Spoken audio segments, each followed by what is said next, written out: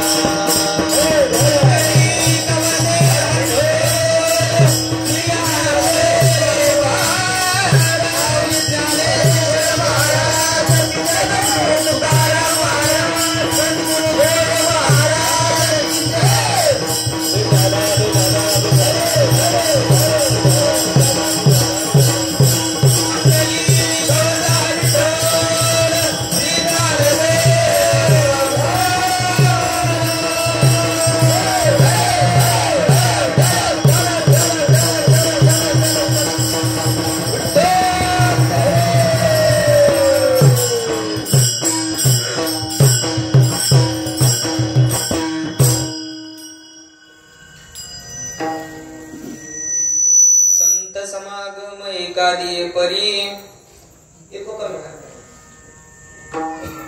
संत समागम एकादी परी व्हावे त्यांचे द्वारे श्वानयाती तेथे राम नाम होईल श्रवण घडेल भोजन उच्चिष्टाचे कामारी बटीक सेवेचा सेवक कामारी बटीक सेवेचा सेवक तीनपणे रंक तेथे भले तेथे राम नाम होईल श्रवण घडेल भोजन उच्चिष्टाचे तुका म्हणे सर्व सुख त्या संगती तुका म्हणे सर्व सुख त्या संगती घडेल पंगती संतांचिया तेथे राम नाम होईल श्रवण घडेल भोजन उच्चिष्टाचे समचरण सरोजम सांद्र नीलाभृदाभुम जगननिहित पाणी मंडनम मंडनानाम तरुण तुलसी माला कंधरम कंज नेत्रम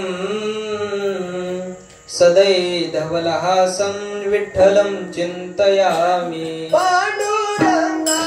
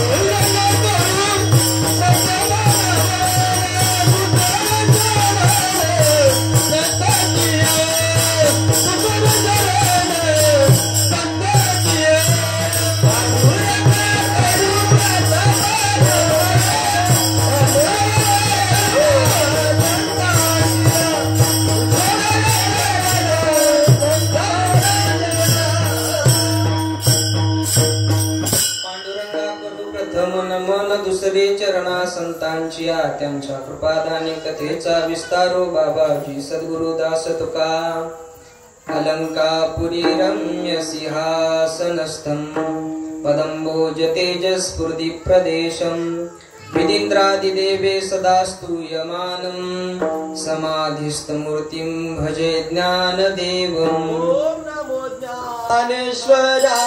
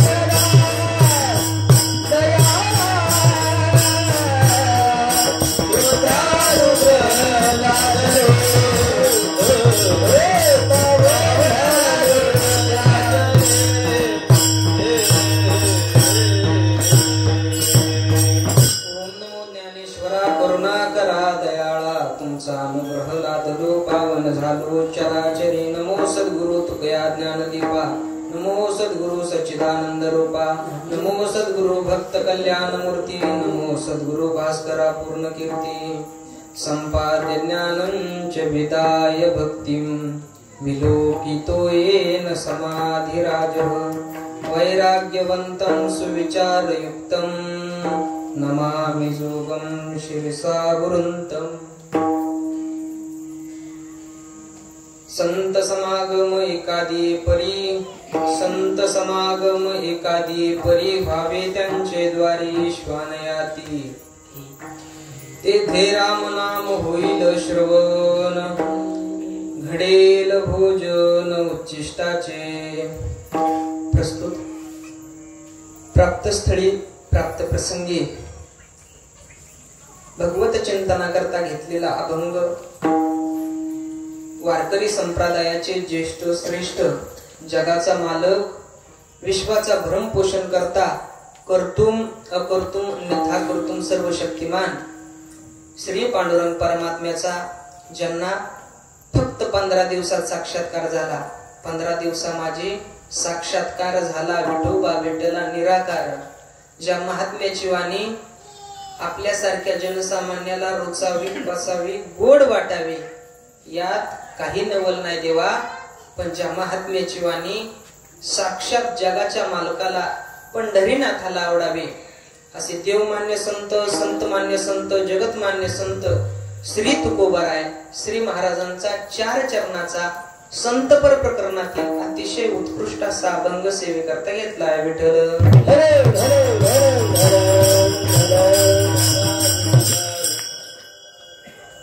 सेवेला सुरुवात करण्यापूर्वी अल्पसा परिहार द्यायचा तो म्हणजे असा अखिल कोट ब्रह्मांड नायक रुक्मिणी प्राण संजीवन जगत आधार श्री पांडुरंग परमात्म्याच्या असीम अपार कृपेद्वारा मुक्त कैवल्य तेजोनिधी ज्ञानियांचे राजे साधकांचे मायबाप अनाथाची माय विश्वमाऊली ज्ञानोबाराय अखिल विश्वाच्या परमार्थ उदरीत व्याप्त असणारे तत्वज्ञ जगद्गुरु श्री तुकोबाराय स्वानंद सुखनिवासी सद्गुरु जोग महाराज आदि करून संत महंत भाविक उपस्थित सर्व माता भगिनी गायनाचार्य महाराज मृदुंगाचार्य महाराज ज्यांच्यामुळे तुम्हा सर्व मायबापांचं दर्शन झालं गुरुवर्य एकनाथजी महाराज सांगोलकर यांच्या उपस्थितीमध्ये सुरू असलेला भव्य दिव्य अखंड हरिनाम सप्ताह तुम्हा सर्वांच्या चरणी गुरुवर्यांच्या चरणी नतमस्तक होतो आणि सेवेला सुरुवात करतो घ्यावी माझी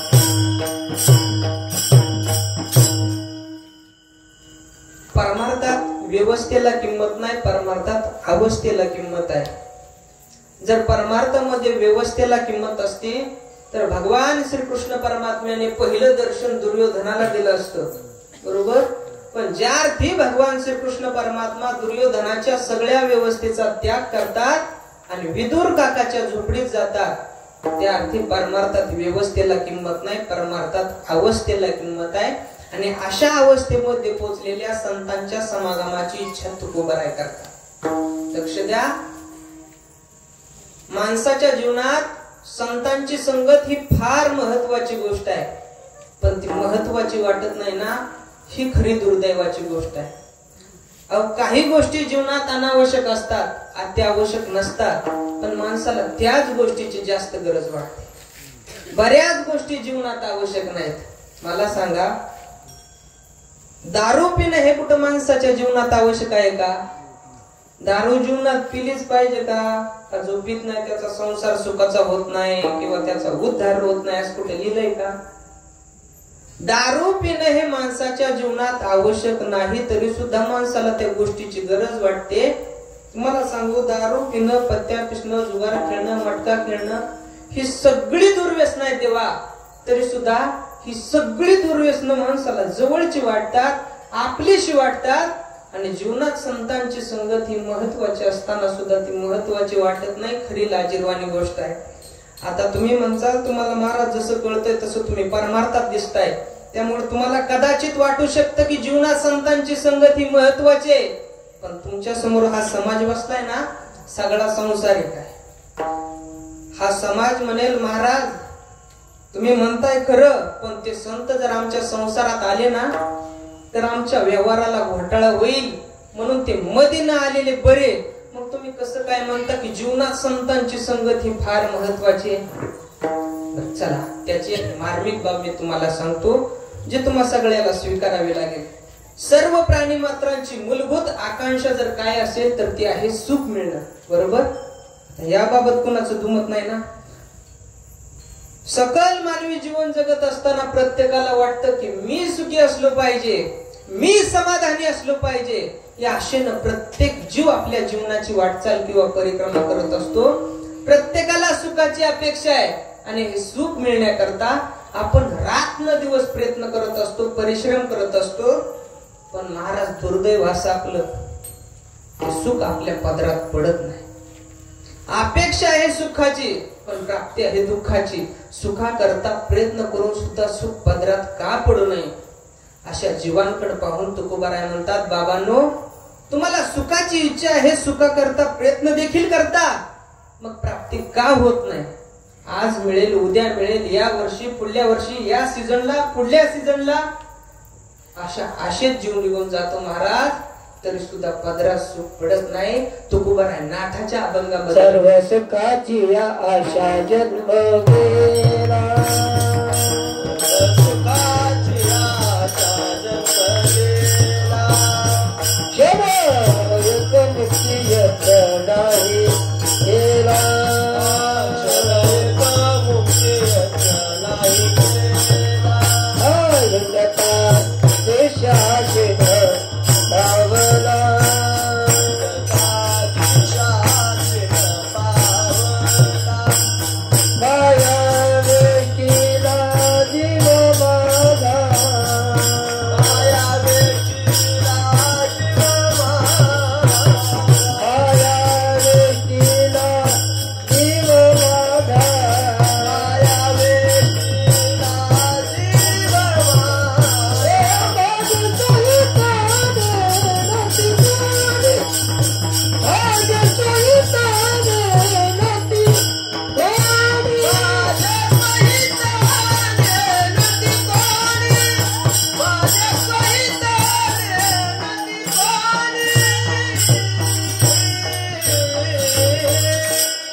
सर्व सुखाची आशा जन्म गेला, क्षण एक मुक्ती यज्ञ नाही केला, हिंडता दिशा क्षीण पावला, माया वेष्टीला जीव माझा. सर्व सुखाच्या आशेत जीव निघून जातो महाराज, तरी सुद्धा आपल्या पदरात सुख पडत नाही. जीव हा आशेने प्रयत्न करत असतो.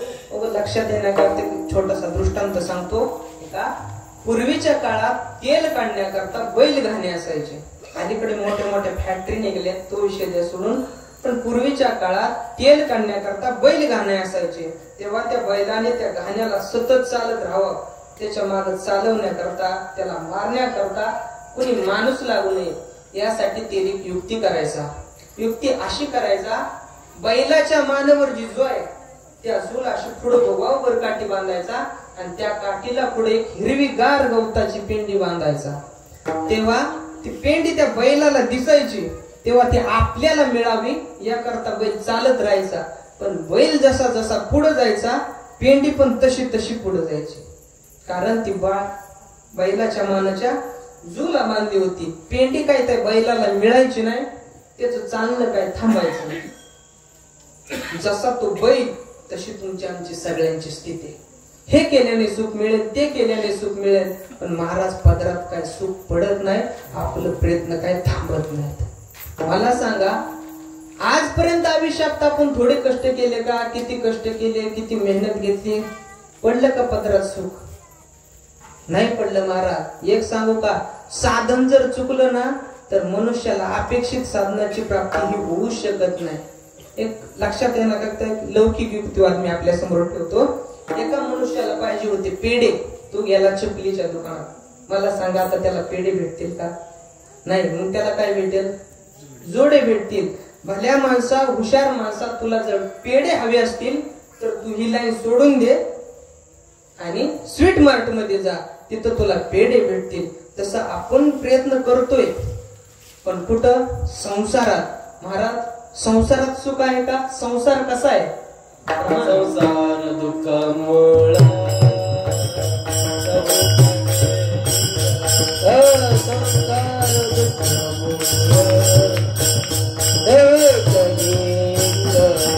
विश्रांत नाही कोठे, रात्र दिवस विश्रांती नाही कोठे, रात्र दिवस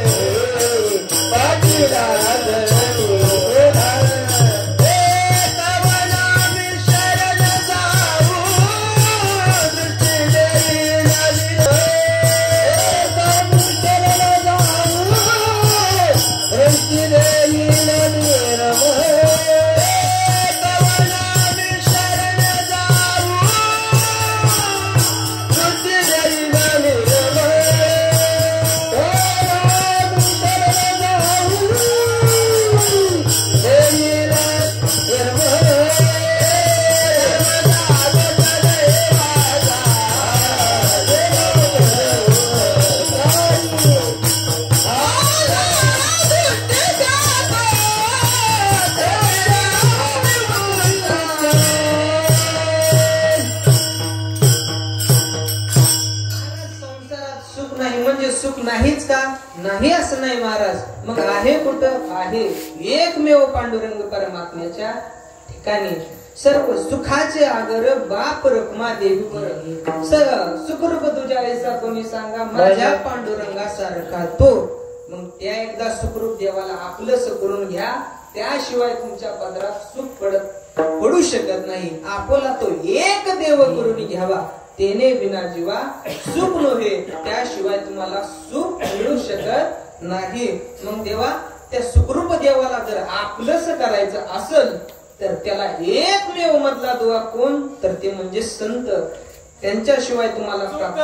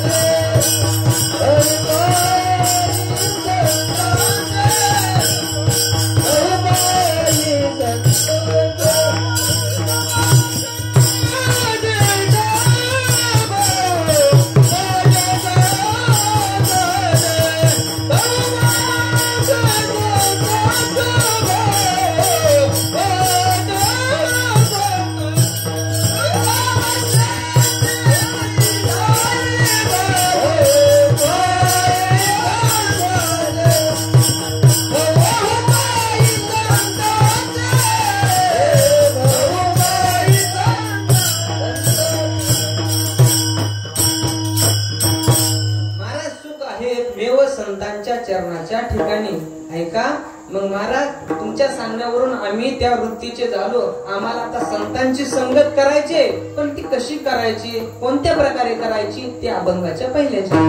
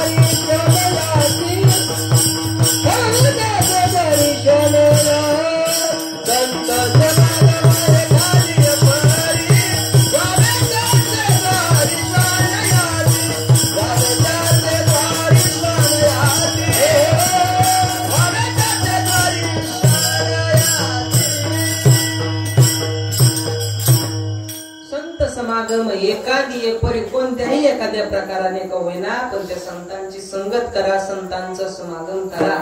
ऐका, पंढरपूर मध्ये राखा कुंभार नावाचे संत होऊन गेले. का संतांची संगत करायची, काय संतांच्या ठिकाणी, त्यांच्या ठिकाणी कोणत्याच प्रकारची आशा नाही, कोणत्याच प्रकारचा लोभ नाही.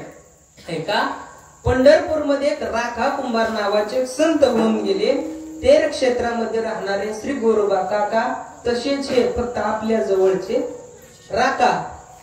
कुंभार तो राका, कांता त्याची बंका, कन्या नाम वंका, तिघे जण पंढरी क्षेत्रात राहती आनंदे, ने वाचे ने गोविंद स्मरताती. एकदा काय झालं,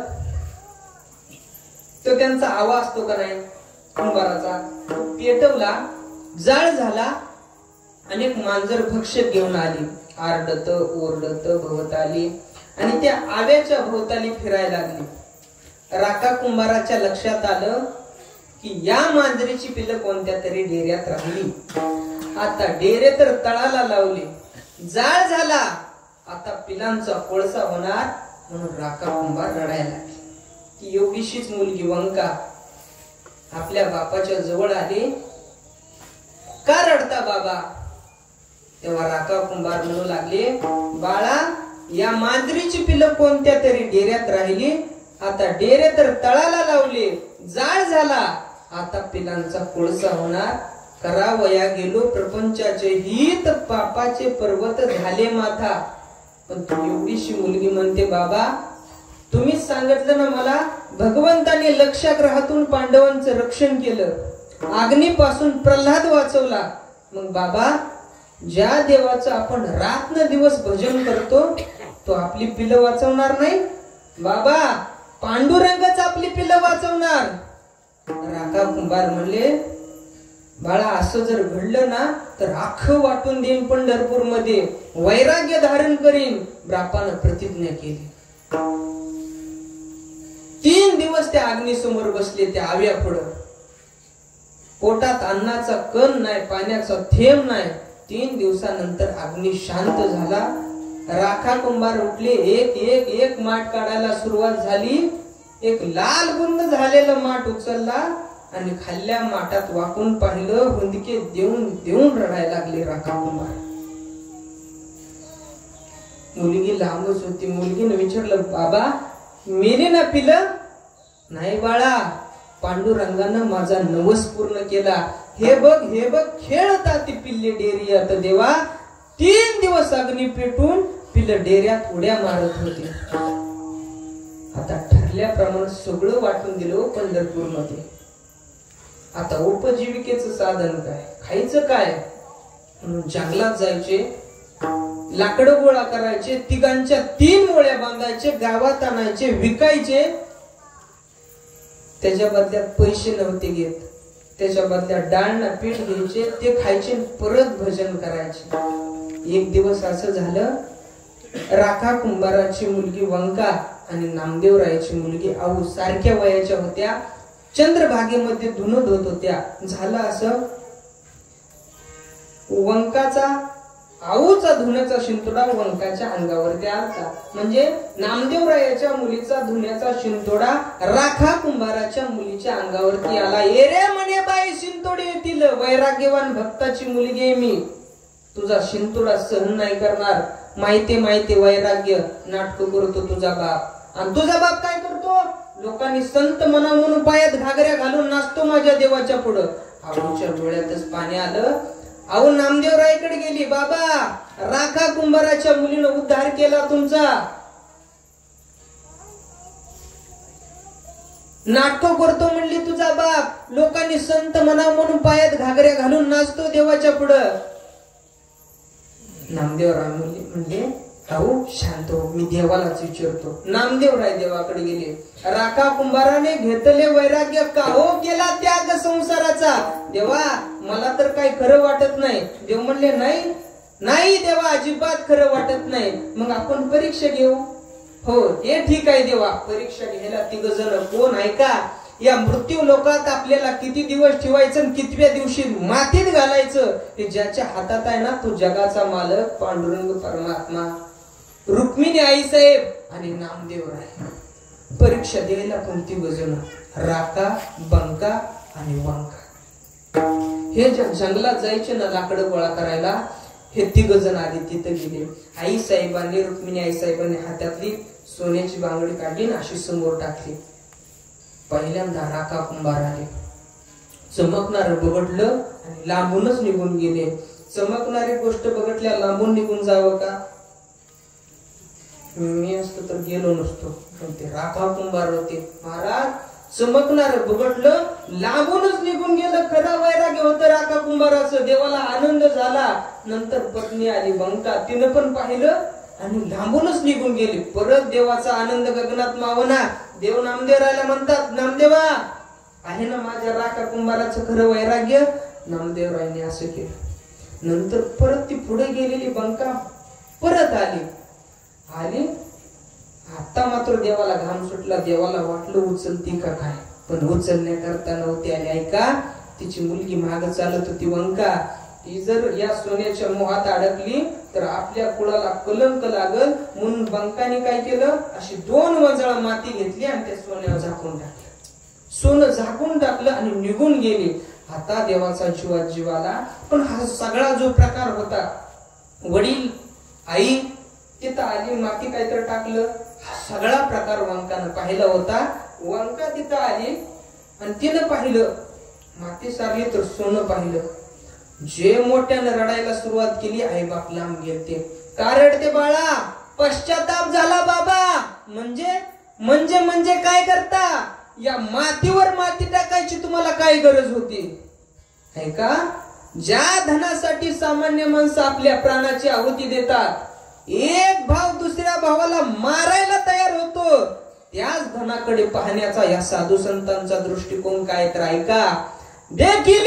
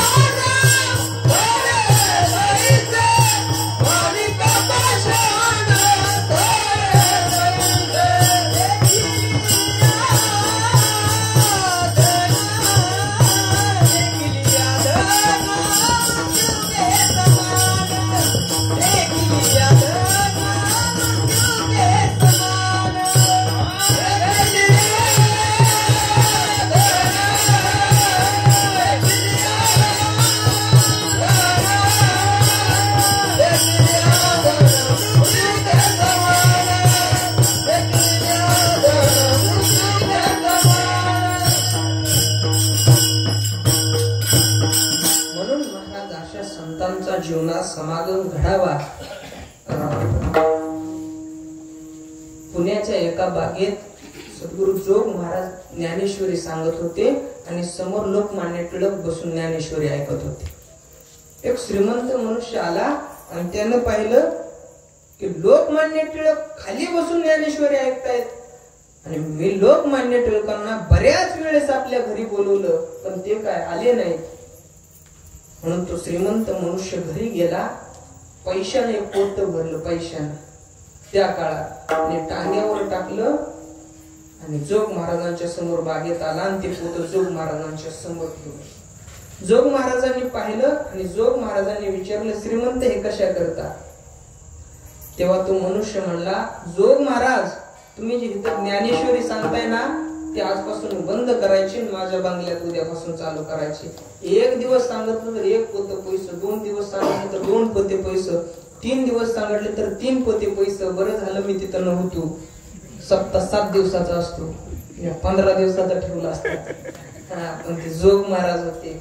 जोग महाराज म्हणाले, श्रीमंत हे माझं व्यासपीठ आहे, ही माझी भूमी आहे आणि माझे लोक आहेत, हे सोडून मी येणार नाहीत. अहो जोग महाराज 1 पोत भरून पैसा आहे तो, असू द्या मी तुमचा अनादर करत नाही, पण ही भूमी सोडून मी येत नाही. आता तो श्रीमंत मनुष्य तापला, 2 पावलं मागे सरला आणि म्हणला, जोग महाराज या पुणे प्रांतामध्ये 1 दिवस ज्ञानेश्वरी सांगण्याकरता पोतभर पैसे देणारा हा एकटाच पट्टे. आता मात्र जोग महाराज चिडले. जोग महाराज म्हणाले, पट्ट्या या पुणे प्रांतामध्ये 1 दिवस ज्ञानेश्वरी सांगण्याकरता पोतभर पैसे देणारा तू एकटाच पट्टे, पण पूर्ण भारत फिरून ये, तुझ्या पोतभर पैशाला लाथ मारणारा हा जोग महाराज एकटाच पट्टे. म्हणून अशांचा जीवनात समागम घडावा. कधी या आळंदीला आले तर इंद्रायणी मातेचं स्नान झाल्यानंतर, माऊली ज्ञानोबरायांचं दर्शन झाल्यानंतर, सद्गुरु जोग महाराज संस्था आहे जुनी, 4-5 पायऱ्या वर चढल्याच्या नंतर तुम्हाला साक्षात नादबाबांचं दर्शन होईल. ते म्हणजे आमचे मारुती बा. या कधीतरी. म्हणून महाराज म्हणतात, श्रीमंताच्या दारातला गडी होण्यापेक्षा वारकऱ्याच्या दारातला कुत्रा तुम्हाला तिथं काय मिळेल तर त्या अभंगाच्या दुसऱ्या राम नाम होईल श्रवण,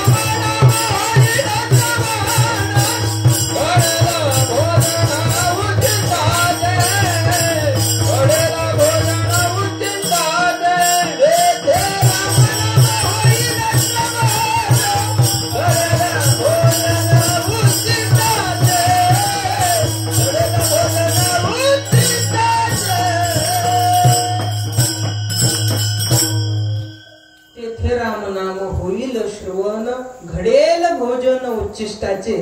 अर्धा तास राहिलाय. संप्रदायाच्या नियमाप्रमाणे मधलं भजन ही राहिलेलं चिंता. विठोबा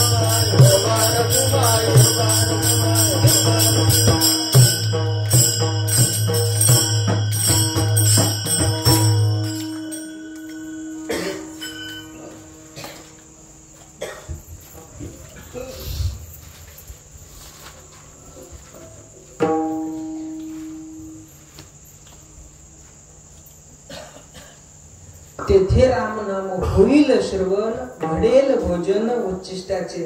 आता आपल्याला 4 मुद्दे चिंतनाला घ्यायचे. एक वर्ग जगामध्ये असा आहे फक्त प्रपंच करणारा. जगामध्ये दुसरा असा एक वर्ग आहे फक्त परमार्थ करणारा. जगामध्ये तिसरा असा एक वर्ग आहे प्रपंचही करतो परमार्थही करतो पण अंतःकरणापासून प्रपंच करतो. जगामध्ये चौथा असा एक वर्ग आहे प्रपंचही करतो परमार्थही करतो पण अंतःकरणापासून परमार्थ करतो. एका वर्गाचे चिंतन करून लक्ष देऊन आहे. पहिला वर्ग प्रपंच करणारा, सायास करीसी प्रपंच दिननिशी. आणि महाराज म्हणतात हरीसी न भजसी कवन्या गुणी. देवाचं भजन करत नाहीत, देवाचं चिंतन करत नाहीत, ते काय करतात आपल्या चिंतनाचा विषय नाही. एक वर्ग क्लिअर. दुसरा वर्ग परमार्थ करणारा. महाराज म्हणतात संसार एक झाला होता हेतू स्वरूप मिथ्या वारता पुढे होईल मागोता कदा कल्पांती घडेना. आम्हाला संसार माहित नाही. 2 वर्ग क्लिअर. आता जगामध्ये तिसरा असा एक वर्ग आहे, प्रपंच ही करतो, परमार्थ ही करतो, पण अंतकरणापासून प्रपंच करतो. ही लोक ढोंगी असतात की वरून जरी चांगले देतच असले ना तरी आतून लय बेकार वाजतात. असं वाटतं काय फेटाय, काय महाराज आहे, काय बोलतेत, असं वाटतं महाराज लय चांगले. आईसे कैसे झाले भोंदू, कर्म करून म्हणती साधू, अंगा लावून या राग, डोळा झाकून करती पाप. एक माणूस 8 दिवसाला सत्यनारायण करायचा. किती दिवसाला बोला? 8 दिवसाला सत्यनारायण करायचा. त्याला विचारलं दादा 8 दिवसाला सत्यनारायण करायची काय गरज आहे? ते म्हणलं महाराज तुमचं कीर्तन कसं चालू? मी म्हणलं बरं, मग आमच्या पोटात दुखलं का? आजकाल पोटदुखीचाच प्रकार जास्त आहे. मी चांगले कीर्तन केलं गायकाला देखत नाही. बरं तिने एखादी चांगली चाल म्हणजे पप्पाच्या देखत, आम्ही सगळे चांगले आपण मायकाला देखत नाही. चौकडून ताप आहे. रात्र किती बी चांगलं कीर्तन करू द्या, कीर्तन झाले एखाद्या आजोबाला विचारू द्या, आजोबा कसं झालं कीर्तन? बरं बोलत वयाच्या मानानं, म्हणजे फासुळ्या उड्या पडल्या तरी बरं बोलत आहे का? कसं आहे माहितीये का, 21-22 वर्षाचं वय आहे माझं. या वयात आम्हाला किती येते तुम्ही आता बघू नका. ह्या वयात आम्ही धोत्र घालतो, हाच लय मोठा परमार्थ आहे. नाही आपल्याला कसं माहिती, आपल्याला फक्त नाव ठेवा येते. एक सांगू का, माणसं ती मोठी असतात जी माणसं दुसऱ्याला मोठं समजतात, माणसं ती लहान असतात जी माणसं स्वतःला मोठं समजतात. तुम्हाला मोठं व्हायचंय ना, आधी कुणाला तर मोठं म्हणावं, तेव्हा तुम्ही मोठे व्हा. मी सोपं सांगता, समुद्र पाहिलाय का कोणी? समुद्र नसल पाहिला, खेडेगाव आहे. पण सगळ्यात मोठा काय असतो? समुद्र. आणि सगळ्यात लहान काय असतं? आपल्या बोरला लागतं, विहिरीला लागतं.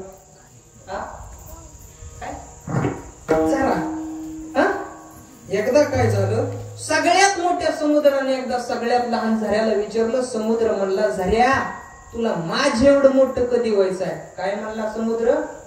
झऱ्या तुला माझ्या एवढं मोठं कधी व्हायचंय? झऱ्यानं किती गोड उत्तर दिलाय का? झरा म्हणला समुद्रा मोठं होऊन खारट होण्यापेक्षा लहान होऊन गोड राहिलेलं बरं. लय मोठं व्हायचं, लोकांच्या तोंडावर यायचं, त्यापेक्षा आपलं लहानच राहायचं, लोकांच्या तोंडात राहायचं. कसं? लहानपण देगा देवा मुंगी साखरेचा, मुंगी होऊन साखर खाता आली पाहिजे. आपलं कुणासंग वैर नाही, काय नाही, एकजुटीनं राहायचं. महाराज चांगलं बोललं, चांगलं बोलायचं. कसं? साच आणि मवाळ मितले आणि रसाळ शब्द जैसे कल्लोळ अमृताचे. आणि कीर्तनाला बसताना जरा फ्रेश बसत, असं मोकळं. आपण ह्यांना म्हणलं का नाही, कपडे तर बघ, चल तिथं कोण बघायचंय मला?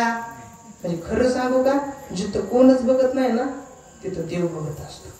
आपकी नजर हो ना हो, लेकिन एक बात ध्यान रखना साहब, आपके सद्गुरु के आके हमेशा आपका पीछा करते. माऊली नेहमी बघत असतात. लोक काय म्हणतील ह्याच्याकडे अजिबात लक्ष द्यायचं नाही. लोक लय बेमान आहेत. आपण आले का नाही, या बसा बसा इथं बसा. अजिंक्य महाराजांसारखा माणूस नाही, आपण गेलं का नाही ना आलाय काय ते असले लोक आहेत म्हणून लोकांच्या नादी लागायचं नाही. आपण आपलं काम करत राहायचं. पण कसं आहे, सबर कर बंदे मुसीबत के दिन चले जाएंगे और हंसी उड़ाने वालों के चेहरे एक दिन उतर जाएंगे. हसणाऱ्या लोकांचं चेहरे उतरत असतात, त्यांची त्यांना हसून द्यायचं, आपण आपलं काम करत राहायचं. मुद्द्यावर येतो. काय चालू होतं? 8 दिवसाला सत्यनारायण करायचा. मी त्याला विचारलं दादा 8 दिवसाला सत्यनारायण करायची काय गरज आहे? तो म्हणला महाराज तुम्ही कीर्तन करता, आमच्या पोटात दुखलं का? अहो तसं नाही म्हणलं. पण का? बघा तुम्ही विचारलं म्हणून महाराज सांगतो बरं का, मला काय सत्यनारायण करण्याची गरज नाही. 8 दिवसाला सत्यनारायण करण्याची अजिबात गरज नाही. मग का करता? बघा म्हणलं माझं किराणा मालाचं दुकान आहे, मला चिल्लर भरपूर लागते. चिल्लर कुठं मिळत नाही म्हणून गल्लीतल्या 4-5 बाया बोलवतो, 5-10 रुपये चिल्लर टाकतात, 5,000 रुपये चिल्लर होते, आठवडाभर पुरते. आलं का लक्षात? मुद्दा सोडत नाही. सत्यनारायण हा त्याचा परमार्थ आहे, पण चिल्लरी करता करतो हा त्याचा प्रपंच आहे. 3 वर्ग क्लिअर. आता 4था वर्ग असा आहे, प्रपंचही करतो, परमार्थही करतो, पण अंतःकरणापासून परमार्थ करतो. ऐका, सगळ्या संतांच्या पालख्या पंढरपूरच्या पांडुरंग परमात्म्याला भेटण्याकरता येते, पण एक मात्र पांडुरंग परमात्मा सावता महाराजांना भेटण्याकरता जातो. का? शरीराने संसार केला पण मनाने परमार्थ केला. शेतात राहिले पण मनाने परमार्थ केला. कांदा मुळा भाजी, कांदा मुळा भाजी, कांदा मुळा भाजी, कांदा मुळा भाजी, अवघी मिठाई माझे, अवघी मिठाई माझे, अवघी मिठाई माझे, अवघी मिठाई माझे. कांदा मुळा भाजी, कांदा मुळा भाजी, कांदा मुळा भाजी, कांदा मुळा भाजी, अवघी मिठाई माझे, अवघी मिठाई माझे, अवघी मिठाई माझी, अवघी मिठाई माझी. कांदा मुळा भाजी अवघी मिठाई माझी. महाराज, एक तर संतांची संगत, संतांची भेट अतिशय अवघड आहे, आणि त्यातल्या त्यात तुम्हाला प्रारब्धानं तुमच्या मिळाली, मग तुम्ही तिथं कसं राहायला पाहिजे? तर अभंगाच्या तिसऱ्या चरणात कामारी बाटी का देण्याचा सेवाचा, कामारी बाटी का देण्याचा सेवाचा, कामारी बाटी का देण्याचा सेवाचा, कामारी बाटी का देण्याचा सेवाचा, कामारी बाटी का देण्याचा सेवाचा, कामारी बाटी का देण्याचा सेवाचा, कामारी बाटी का देण्याचा सेवाचा, कामारी बाटी का देण्याचा सेवाचा. दीनपण रंग तेथे भले, दीनपण रंग तेथे भले, तेथे राम नाम होईल श्रवण, तेथे राम नाम होईल श्रवण, तेथे राम नाम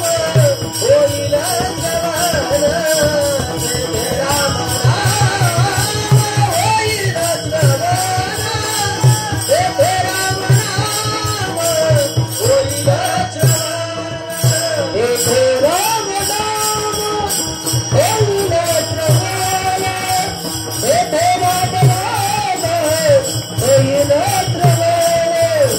तेथे राम नाम होईल श्रवण, तेथे राम नाम होईल श्रवण, तेथे राम नाम होईल श्रवण. कामारी बटीक सेवेचा सेवक दीनपणे राहता आलं पाहिजे. दीनपणे रंग तेथे भले, तेथे राम नाम. मग काय तुम्हाला मिळेल तिथं? तर तेथे राम नाम होईल सेवन, घडेल भोजन उच्चिष्टाचे. राजगुरु नगरच्या जवळ एक गाव आहे. एक मनुष्य, त्या मनुष्याची एक म्हैस हरवली. तो म्हैस पाहण्याकरता इकडं तिकडं फिरू लागला. त्याच्या लक्षात आलं हिरवा चारा भांबावे पशु. तो डोंगरावर गेला. डोंगरावरती तुकोबाराय भजन करत बसले होते. त्याने विचार केला, आपण इकडं तिकडं म्हैस शोधण्यापेक्षा आपण हा कोणीतरी मनुष्य आहे, आपण यांना विचारू. यांनी जर पाहिले असेल तर ते आपल्याला नक्की सांगतील. म्हणून ते तिथे गेले आणि विचारतात, का हो तुम्हाला एक विचारू का? तुकोबाराय भजनात दंग होते. तुकोबारायांनी भजन सोडलं. तुकोबारायला वाटलं कुणीतरी साधक असेल आणि काहीतरी परमार्थाबद्दल विचारल, म्हणून तुकोबाराय म्हणले, हा विचारा. तेव्हा तो मनुष्य म्हणला, का हो तुम्ही माझी अशा शिंगाची म्हैस पाहिली का? तेव्हा तुकोबाराय म्हणले, देहूगावात काही म्हशी कमी आहेत का म्हणून मी तर डोंगरावालो भजन करण्याकरता. अरे भल्या गृहस्था, मनुष्य जन्म हा म्हैस पाहण्याकरता नाही, मनुष्य जन्म हा देव पाहण्याकरता आहे. तुला प्रयत्नच करायचे झाले तर देव पाहण्याकरता कर. ओ तुम्ही ते काही सांगू नका, आमची म्हैस हरवली, म्हशीबद्दल सांगा. दूध घरी नसल्यावर काय अपघात असते आम्हाला माहिती, आम्ही शेतकरी माणसं आहे. तुकोबारायांनी विनवणी केली पण तो काय ऐकायला तयार नाही. शेवटी तुकोबाराय म्हणले बरं ठीक आहे ऐक, आता इकडं तिकडं कुठंच पाहू नको, सरळ घरी जा, तुझ्या गोट्यात तुझी म्हैस बांधलेली असेल. त्याने विचार केला सांगते तर जाऊन तर बघावं. तो घरी गेला, पाहतोय तर गोट्यात म्हैस. त्याने घरच्यांना विचारलं का हो कधी सापडली म्हैस आणि कुठे सापडली म्हैस, मग हे काय गोट्यात. त्याने विचार केला कोण होती ती व्यक्ती. एवढ्या आत्मविश्वासाने सांगितलं की इकडं तिकडं कुठं पाहू नको, सरळ गोट्यात जा, तुझी म्हैस बांधलेली असेल. आणि त्यांनी अजून एक जोराचा धक्का दिला, तो म्हणजे मनुष्य जन्म हा देव पाहण्याकरता, म्हैस पाहण्याकरता नाही. तिथेच फिरला सरळ डोंगरावाला आणि तुकोबारायांच्या चरणी लोटांगण घातलं.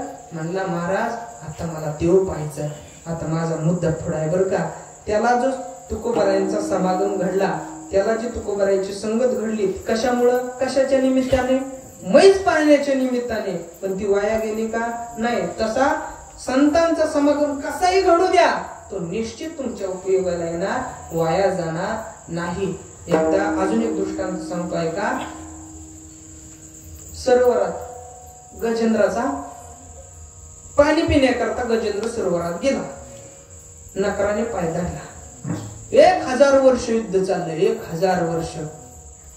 नकराने आपल्या परिवाराचा धावा केला, सगळे धावून आले पण सुटका काय होईना. शेवटी पिकलेलं पान आहे, कधी तर गळून पडणार म्हणून सगळे सोडून गेले. गजेंद्र विचार करू लागला, ज्यांना मी आपलं आपलं म्हणत होतो ते तर सगळे मला सोडून चाललेत, मग या जगात माझं कुणी आहे का नाही. म्हणून त्याने सरोवरातलं कमळाचं फूल तोडलं आणि वर टाकत म्हणाला कोण होईल तो ब्रह्मांड चालक, आपणच हात दे हाके. अशा प्रकारे भगवंताचा दावा केला, भगवंत धावून आले, गजेंद्राचा उद्धार झाला. आता माझा मुद्दा पुढे आहे. तो नकर म्हणाला देवा गजेंद्राचा तर उद्धार केला, आता माझी काय सोय. देव म्हणले तू नकर ना, तुला नरक. देवा आणि मग गजेंद्राचा उद्धार का, तू माझ्या भक्ताचं 1000 वर्ष पाय धरलं, त्याला पीडा केलीस म्हणून तुला नकर. आणि गजेंद्राचा उद्धार कारण तू माझा भक्त आहे, त्यानं माझा धावा केलाय. मग देवा तुझ्या भक्ताचं मी 1000 वर्ष पाय धरलेत, मग तू जर भक्ताचं पाय धरणाऱ्याला नरकाला पाठवत असशील तर आजच्या आज व्हॉट्सअप, फेसबुक, इंस्टा, ट्विटर सगळीकडे टाकून ठेवतो, संतांचं पाय कुणी धरू नका, भक्तांचं पाय कुणी धरू नका. जो कोणी संतांचं पाय धरेल, जो कोणी भक्ताचं पाय धरेल, देव त्याला नरकाला पाठवतो, इति नकर.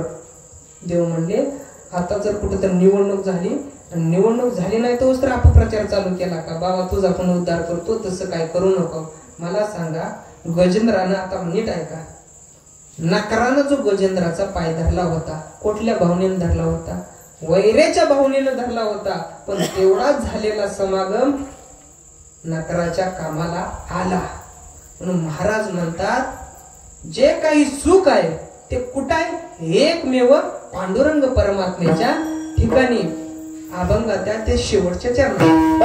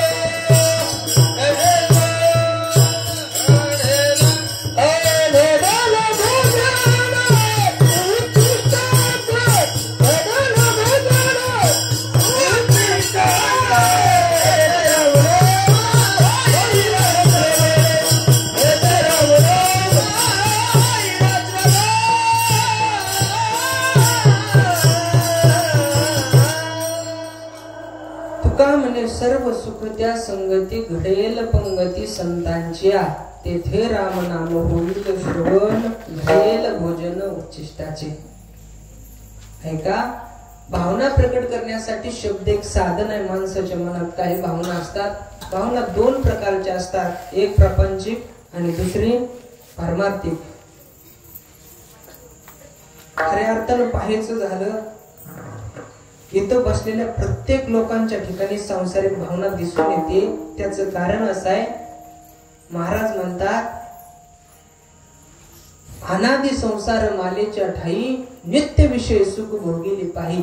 हे अनादि कालाचे संस्कार आहेत. म्हणून माणसाची प्रवृत्ती ही संसार करण्याकडेच असते. पारमार्थिक भावना उत्पन्न होत नाही. त्याचं कारण असं आहे, महाराज म्हणतात, अनेकांसारखा बहु असो जैसा न जोडे परिसू का अमृतांच्या देशू देव गुणे तैसे दुर्लभ ते सद्बुद्धी आणि हरिबुद्धी जपे तो नर दुर्लभ. खऱ्या अर्थानं पाहायचं झालं तर बुद्धीचे 3 प्रकार पडतात, सत्व, रज आणि तम. तमगुणी बुद्धीच्या माणसाला पाप पुण्य कळत नाही. रजगुणी बुद्धीच्या कळतं पण त्याला वळत नाही. पण सत्व बुद्धीच्या माणसाचं काम असते. बुद्धीचे वैभव अन्य नाही तुझे. मी सांगितलं ना, अशा माणसांचे जरा वेगळं असतं. मी बुद्धीचे प्रकार जर सांगायला गेलो ना, चर्म बुद्धी, वर्णक बुद्धी, तेल बुद्धी, दगड बुद्धी, द्वैत बुद्धी, एवढ्या बुद्धीची माणसं आहेत. ते सांगता माझ्या बुद्धीला ताणली एवढ्या बुद्धीचे माणसं आहेत. का आता काही माणसं चर्म बुद्धीचे. चर्म बुद्धी म्हणजे चमड्यासारखी. चमड्याला आरी टोचली की छिद्र पडतं आणि बाहेर मी काढली की मिटत. तसं काही माणसं चर्म बुद्धीचे इथं बसलेत तेवढ्या पुरत म्हणते, काय महाराजांनी सांगितलं मस्त. उठले, बाहेर गेले, आजचं पोरग बारीकच होतं पण काय सांगत होतं, प्रमाण दृष्टांत सांगितलं असते म्हणला, बोलतच असते, धंदाच आहे त्यांचा. हे चर्म बुद्धीची. आता काही माणसं वर्णक बुद्धीची. वर्णक बुद्धी म्हणजे एखाद्या लाकडाला गिरमिटनं छिद्र पाडलं, परत ते छिद्र कशानं खोलही होत नाही, कशानंही बुजतही नाही. तसं मी लहानपणापासून परमार्थात आहे. मी अशी काही समाजात माणसं बघडली, कीर्तनानं पण सुधारली नाहीत आणि तमाशानं पण बिघडली नाहीत. विठ्ठल, काही माणसं तेल बुद्धीचे. तेल बुद्धी म्हणजे पाण्यावर तेलाचा थेंब पडतो थोडा पण पांगत जास्त. तशी काही माणसं ऐकते ती थोडी, पण दुसऱ्याला सांगायचं म्हणले अशी पागळून सांगतात एकाच 2. हे तेल बुद्धी. आता काही माणसं दगड बुद्धीचे. दगड बुद्धी म्हणण्यापेक्षा तुकोबराय म्हणतात, त्याहुनी दगड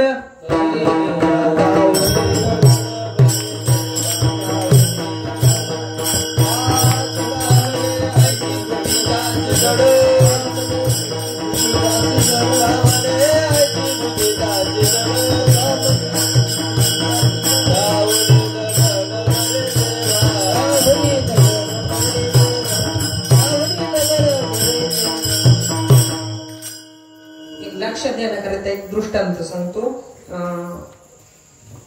एक माणूस डॉक्टरकडे गेला. डॉक्टर म्हणला, डॉक्टर साहेब मला दृष्टांत आठवण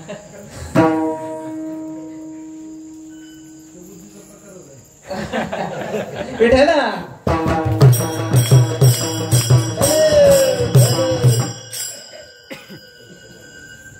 डॉक्टरकडे गेला. डॉक्टर म्हणला, डॉक्टर साहेब मला कुणी काही सांगितलं की मी पटकन विसरतो, आता विसरलो. तसं डॉक्टर गेला. डॉक्टर म्हणला, डॉक्टर साहेब मी कुणी काही सांगितलं की पटकन विसरतो. डॉक्टर साहेब म्हणले, आधी बिल द्या. नाही कळालं विठाला.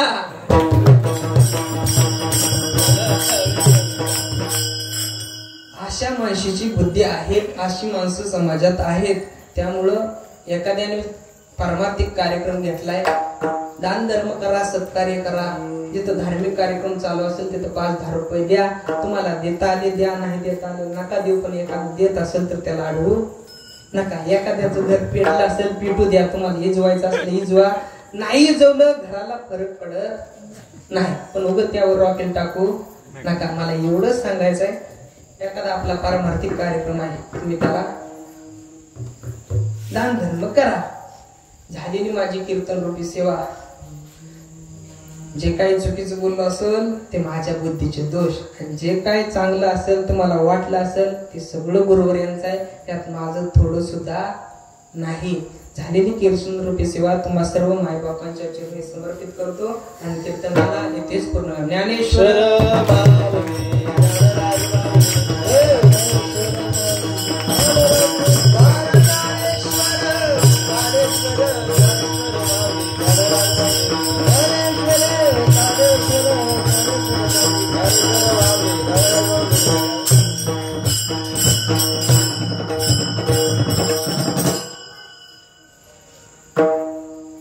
ज्यांच्यामुळं मी तुमच्या समोर बोलण्याचा प्रयत्न केला, गुरुवर्य एकनाथजी महाराज सांगोलकर.